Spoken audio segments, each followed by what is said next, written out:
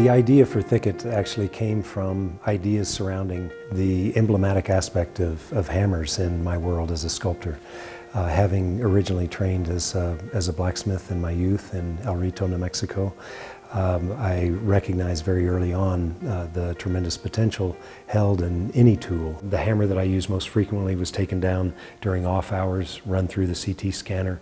It created a 3D model that I was then able on the computer to create a CAD version of it to be able to rotate the image, bring the hammerheads together in such a way that each one of the stainless rods would come in close proximity to its neighbor but be able to thread through without any conflict. Thicket was made up of a construction of 11 different constellations.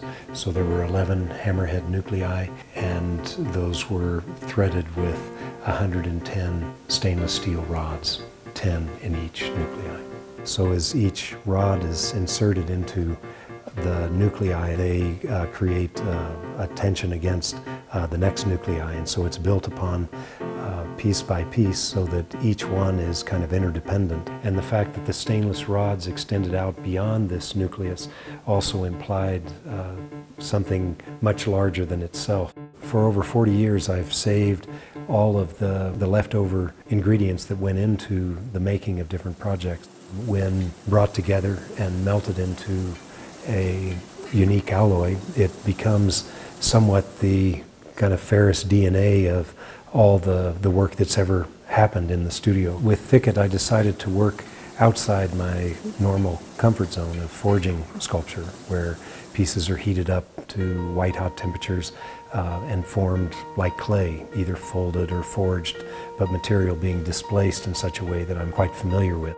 The cast iron sculpture's core, which I produced during art and industry residency at the Kohler factory in 2005, became the starting point. I had always wanted to see it expanded in scale, so the Project Thicket allowed these elements to be extended out into space. The fact that the sculpture was also to be installed on a second-story terrace meant that it had to be lifted with a crane, though the sculpture weighs only 4,000 pounds, which is in some ways lighter, much lighter than some of the larger scale forgings that I work on.